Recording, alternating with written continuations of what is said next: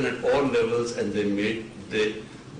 they should be made to understand. This is number one point that needs to be explained to them.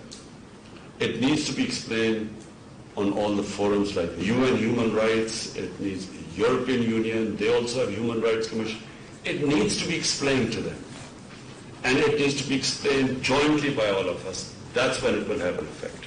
Secondly, unfortunately, terrorism and Islam, radical Islam, these terms became currency. So the ordinary people in the Western countries cannot distinguish between a moderate Muslim and a radical Muslim. They can't distinguish. So all Muslims become suspect. They need to made to understand that in all human communities, there are radicals, there are liberals, and there are moderates. All human communities. So if you judge any human community by its extremes, you will vilify it. So no society should be judged by extremes. So this is what's happening, unfortunately, to us. Islam and terrorism have got, suicide bombing and Islam have been linked together by the media and by the Western analysts. So that needs to be de-linked. Terrorism has no religion. It does not have a religion. And so unless we do that, what happens is any act of terrorism by any Muslim in the Western countries, the whole 1.3 billion Muslims are blamed for it. We have to have a concerted effort to de-link the two. It's got nothing to do with Islam. A term radical Islam should never be used. Because it in itself means that there's something in the religion. Radical Muslims, liberal Muslims, yes, but not Islam. Islamists means there's something in the religion. So these are subtle terms, but what has happened is this is what causes Islamophobia. And only us, we the representative of the Muslim world, only we can do something about it. Otherwise no one else is going to. And once we do something about it, this will then seep into the media as well. And it can only be remedied if all of us, Muslim states, have a concerted, and it's only a small, you don't have to have a big lot of material on it. You just have to address two things.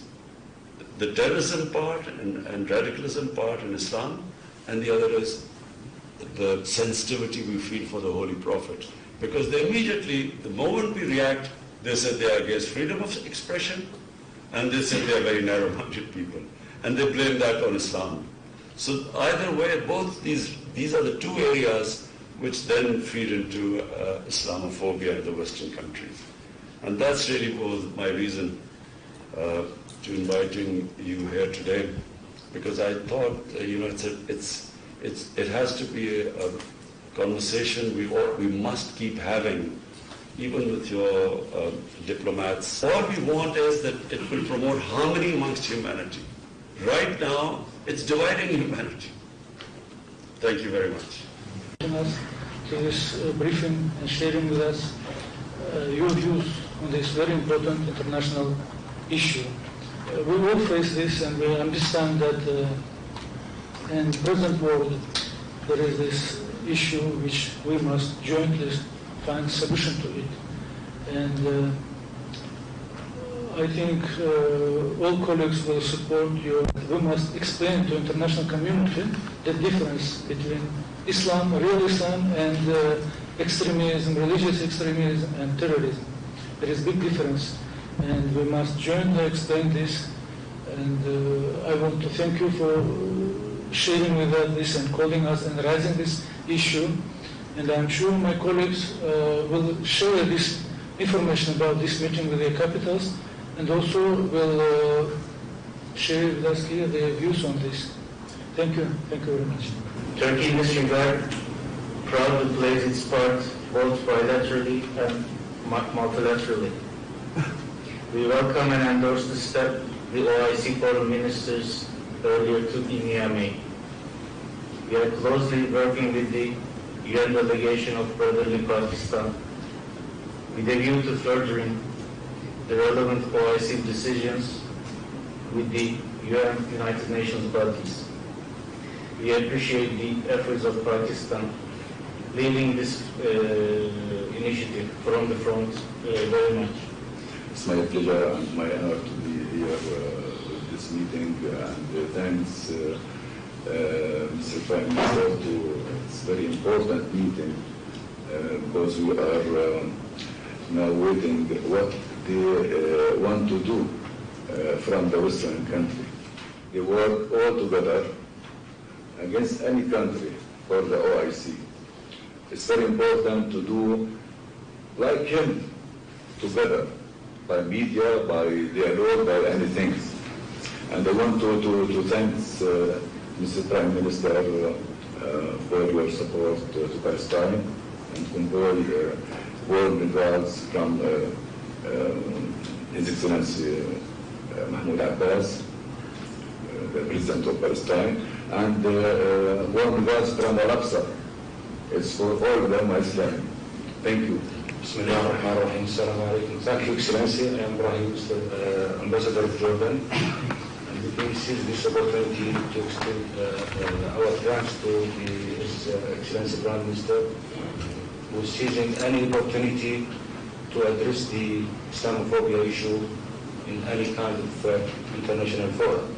This is well appreciated. Jazakallah khair. I believe that the media plays a very big role in this, and of course it needs a very big efforts and a collective efforts all together as Ummah. If I may say that just after the millennium and in year 2002, King Abdullah II took an initiative, and we have released a message. It was a product of months of meetings from different countries, ulama, scholars in general. It was showing the moderate Islam. Thank you. Excellencies, thank you very much for the initiative and also for the invitation extended to us to hear your briefing. Certainly, Indonesia is also on the same lines. We are supportive of the initiative of Pakistan through the OIC, and there's numerous resolutions already been adopted by the OIC, and it serves as a good platform to way forward. And I think there are two things that we need also to underscore in trying to make known to the public that with regard to our effort. One, many already mentions about the important involvement of media. This is something that's very important. I understand it is not easy. We've been trying also to ask media to arrange meetings among media with the objective that they would come up with a code of conduct which inspire them how to be sensitive of other religions or other important issues. But I guess it is worth also contemplating once again to organize a meeting, among journalists, inviting journalists. So hopefully they would be able to come up with some sort of like a code of conduct for their further preference. There's a lot of interfaith dialogue already been organized involving interfaith leaders in the West, in also in the Muslim world. But without the involvement of media, it is very difficult, because in the end, who come up in the media, the narrative in the media will be the direct or will be stated by those who written the articles or every news about the Islam. So I think the importance of the engagement of media, and in this regard probably OIC may contemplate of organizing a meeting among journalists representing the Westerns and the Muslim countries, so that they can have frank discussions and reflections what would be the best ways to prevent similar events in the future. So, Prime Minister, thank you so much for your brief sharing with us. It's a really important issue.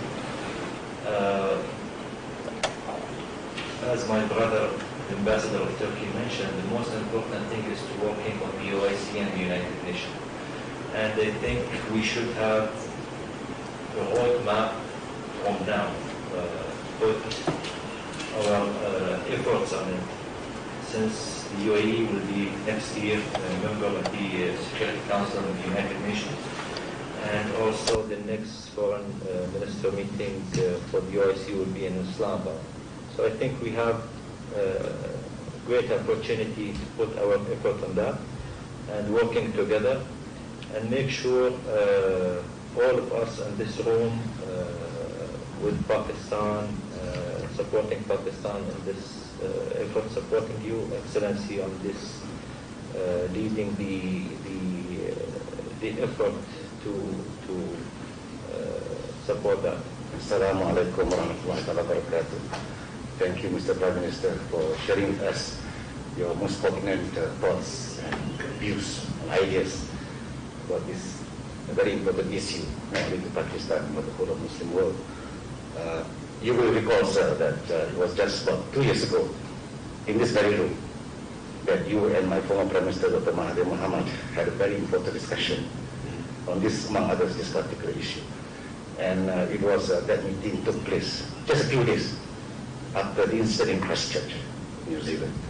So both our leaders, you and my former Prime Minister, we expressed our resolve to address this issue, including, you mentioned just now, the need for leaders of the Muslim world to engage in a constructive and sustained manner with the leaders from the Western world, to educate them about the sensitivities associated with Islam and the Muslims and Islamophobia, etc. Thank you very much. Thank you. First, I want to convey the congratulations of Fadilat al-Imam al-Akbar Sheikh al-Azhar to Your Excellency for the month of Ramadan, and also for your efforts countering the Islamophobia. And your message to him has been very well received the last month, and I think there is a sort of dialogue going on concerning your message. Thank you very much. Thank you. इजहार राय की आज़ादी की आड़ में तौहीन रिसालत से 1.5 अरब मुसलमानों की दिल आज़ारी होती है। OIC इस हवाले से आलमी सतह पर आगाही पैदा करे। दहशतगर्दी और इंतहा पसंदी का कोई मजहब नहीं होता। OIC इस्लाम के असल तशख़्ख़ुस को उजागर करने के साथ साथ अपना मौसर किरदार अदा करे और बैनुल-अक़वामी सतह पर इस्लामोफोबिया के खात्मे और बैनुल-मज़ाहिब हम आहंगी की कोशिशें करे। वज़ीर आज़म इमरान खान के इस्लामाबाद में OIC ममालिक के सफ़ीरों से गुफ्तगू आपने मुलाहिज़ा